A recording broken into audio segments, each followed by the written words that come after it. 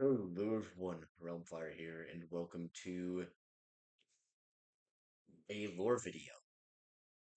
Now, I have been saying that this video will include more concept art. In the background, what you see is a quick little concept piece I threw together for a couple human ships and how I will be doing basic 2D designs for all my concept art from here going on out. But the two ships you see in the background will not be involved in the Earthfall project. They're just concept pieces I threw out there to experiment with a couple design types. I don't really like them. So another concept design will be going forward. There was another one I had that I will not be showing because it will be major spoilers for the actual design language I've begun thinking about going with. But carrying on from that, onto the main lore of today, and it's pretty meaty. It's a couple pages long. So the basics of this are going to be Task Force Orion and faster than light travel within the setting. Now, Task Force Orion is the group, was a task force that is going to play a major role within the story, but we'll get more into that at a later date, possibly closer to me actually deciding to release the game. So, Task Force Orion is a group of Special Forces teams assigned to the Research and Development of FTL Technologies Directorate. Most of their early missions involved securing artifacts related to the Antarctica crash site. That's something I'll get to at another video. At one point, a small number of teams are pulled off to scour the rest of the Solar System for other potential sites, leading to the discovery of the crash sites on Mars. As a cover for the research project on Mars, Earth rekindles its interest in developing Mars, and a large-scale colonization project is launched from there.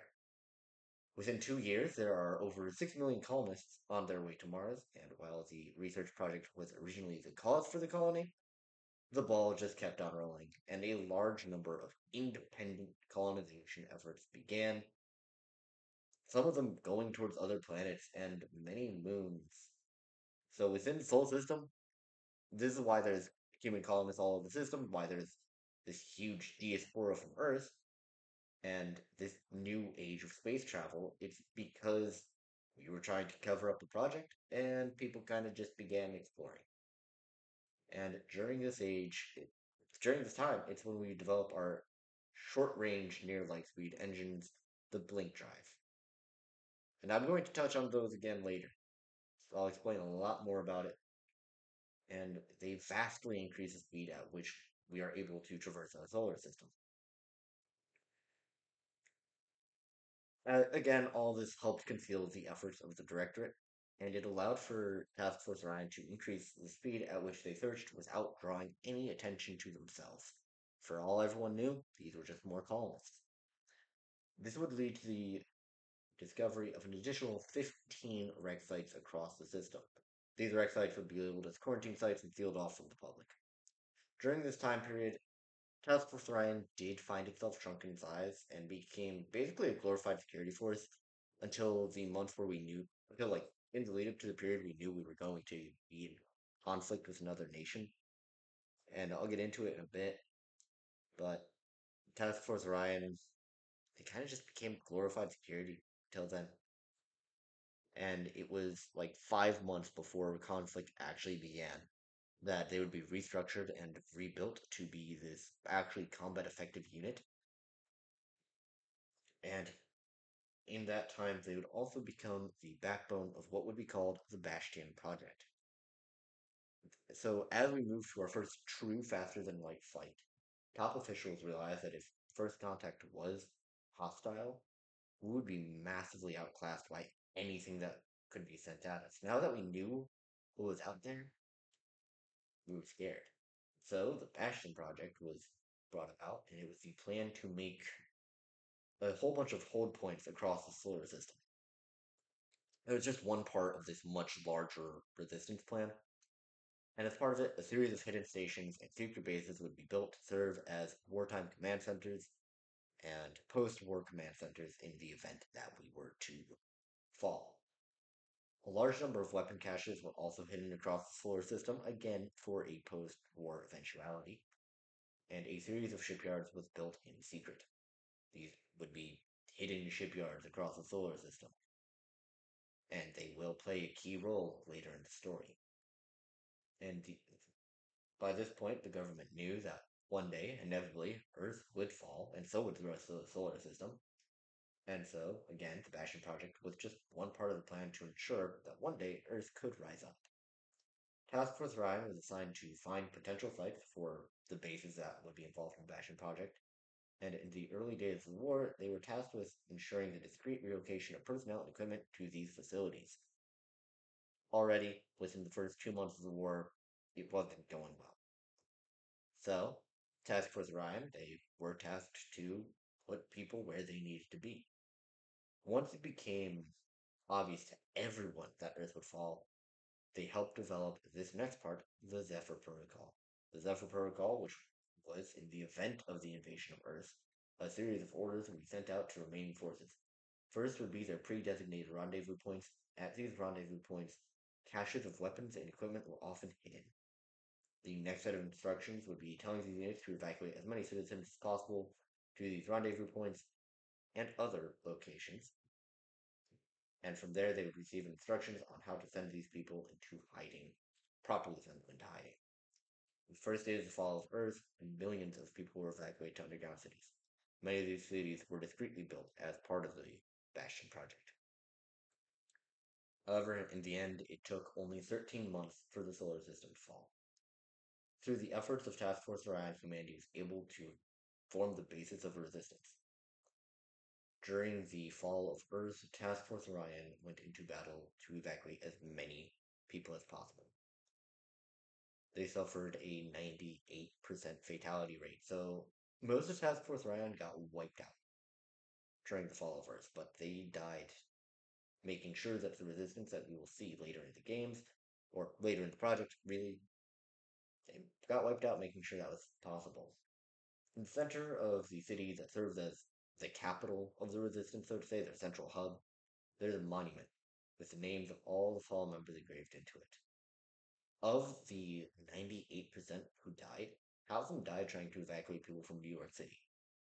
So there's going to be a huge bit of lore as to what exactly happened there. But the other operatives died evacuating many other cities. Those who survived became the first instructors to the resistance. They became the first people to teach the resistance, people how to fight. Now, beyond that, there isn't much more to say about Task Force Orion because that is the end of their story. That is where Task Force Orion's story ends, right then and there. But earlier, I mentioned blink drives. That was humanity's near light speed travel during and before the war. They're expensive and would leave ships vulnerable for several minutes after they exited blink speed. The time would vary depending on the make and model of the drive. Blink drives allowed humanity to travel further than before, faster than before. However, they were deemed inadequate for interstellar travel. They were used widely throughout full at the outbreak of the war, given that they were the only FTL we had. And only a handful of older vessels remained without a blink drive, and they were maybe only 30 years. And those old vessels were maybe only 30 years old by the start of the war. Basically, we were still new to colonizing the solar system, and we had a lot of colonies even by then. If humanity didn't have blink drives during the war, the response time of the fleets would have been far more sluggish, and we would have fallen far quicker. While slower than the other forms of FTL, it gave us an edge the Atari were not expecting, because they didn't expect us to be able to rapidly redeploy and reinforce our fleets. The blink drives were directly responsible for us being able to score the first kills in the war, because they would come in with 1 to 2 ships, and then humanity would be able to drop a fleet on them. It would take a moment, but they would win. The blink drive would be modified several times throughout the war, with the Mark 9 being the final iteration put into use before the end of the war. The Mark 9 had the highest speed and the least negative effects. By the end of the war, the kinks were mostly worked out, and you could travel and then go into combat within seconds of having to recover. During the days after the fall of Earth, the Resistance would finish studying captured Utari Hyperion drives, which was a much faster FTL drive than what we had, and the first ships built by the Resistance had our own crude version of those drives. However, that is a story for another day. Essentially, during the late days of the war, because we were now losing, we decided the best way to win a future conflict against the Utari whenever we rose up would be steal their ships from them, reverse engineer them, and build our own in secret. I mentioned those shipyards earlier. They began seeing intermittent use during this period to build a resistance fleet. Now, beyond that, there is some other few more pictures to show, and I just want to quickly try to pull them up. I didn't have them set up. This one probably won't come through the clearest. Basically, just a quick sketch of a truck. And then, if I gotta try to switch it out for another one now. There's another one which is very bad still, but like, yeah, this is a horrible sketch I did without any tools. Little APC, subtract APC, pretty much inspired by the striker. I'll either do it as tracked or wheel. As I look at it, I'm beginning to think about doing it as wheel. It'll have a gun up here. It'll have like a little rail cannon up here. But that is that from that. So yeah, that's that. Not much else beyond that. So I'll leave it off by saying leave a like, subscribe, and join the Discord link down below. I've been Realmfire. Have a good one.